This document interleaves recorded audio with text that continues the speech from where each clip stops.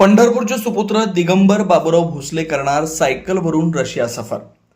पंढरपूरचे सुपुत्र दिगंबर बाबूराव भोसले यांना वयाच्या 24व्या वर्षापासून सायकल चालवण्याचा छंद आहे.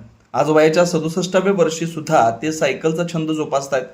यापूर्वी 4 वेळा सायकल सफर केलेली असून दिल्ली येथून सुरुवात केली. ऑल इंडिया सफर, मलेशिया सफर, कलकत्ता सफर आणि आता 5व्यांदा रशिया येथे सायकल सफरसाठी जात आहेत. भारत रशिया मैत्रीपूर्ण संबंधांचा धागा धरत रशिया येथील सांस्कृतिक जीवन कसं आहे, आध्यात्मिक जीवन कोणत्या पद्धतीने जगतात, त्यांचा राजकीय प्रवास कसा आहे याबाबत अभ्यास करून या ठिकाणी आल्यानंतर शाळा कॉलेजमधून त्यांची माहिती विद्यार्थ्यांसाठी दिली जाणार असल्याचं दिगंबर भोसलेंनी सांगितलं. या रशिया सायकल सफरसाठी त्यांच्यासोबत हरियाणा येथील अशोक कुमार देखील असणार आहेत. येत्या 20 जुलै रोजी सायकलवरून रशिया सफरसाठी सुरुवात होणार आहे. 10 ऑगस्ट पर्यंत रशिया सफर पूर्ण करून भारतात ते परतणार आहेत.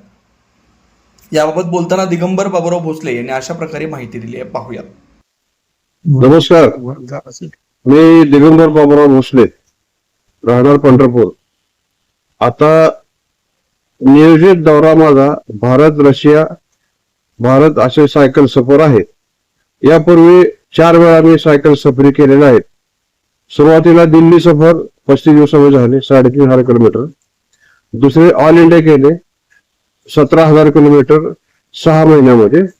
तिसऱ्यांदा मी गेलो मलेशियाला 7 दिवसामध्ये 700 किलोमीटर. आणि चौथ्यांदा आता मी चाललेलो आहे, चौथ्यांदा कलकत्त्याला गेलेलो आहे 22 दिवसामध्ये 250 किलोमीटर.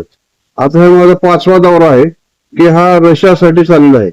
या दौऱ्यामध्ये रशियाची संस्कृती कशी आहे, तिथले सांस्कृतिक जीवन कसं आहे, त्यानंतर आध्यात्मिक जीवन काय पद्धतीने ते लोक जगतात, त्यानंतर त्यांचा राजकीय प्रवास कसा आहे, ऐतिहासिक प्रवास कसा आहे, या विषयाचा अभ्यास करून आम्ही शाळा कॉलेजमध्ये या विषयावर भाषण देणार आहे. त्यामध्ये भारत रशिया मैत्रीपूर्ण संबंध 1947 आधीपासून आहेत हे आम्हाला माहित आहे आणि ते जगाला आम्ही समजावून सांगणार आहे की अशा प्रकारचा दौरा. आणि ह्यामुळे अजून आपले रशियाचे संबंध आहे ते संरक्षण विषयक असतील, ऊर्जा विषयक असतील किंवा शेती इतर ज्ञानाविषयी, त्या सगळ्यामध्ये आपल्याला एक फायदा होईल, त्याचा एक जगाला एक चांगला संदेश मिळेल, हा माझा दौऱ्याचा उद्देश आहे. मी जवळजवळ 40 वर्षापासून सायकलिंग करत आहे.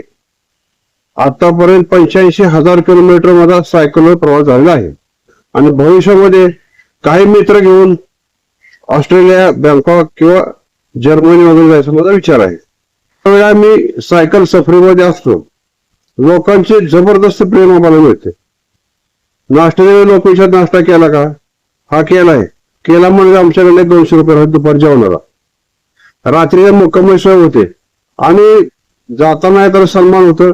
सकाळी जाताना गळ्यामध्ये हार घालून परत एक 100-200 रुपये आजच्या खर्चाला हवा देऊन देतात. असं लोकांचं प्रेम भरपूर मिळतंय आणि शिकायला मिळतं.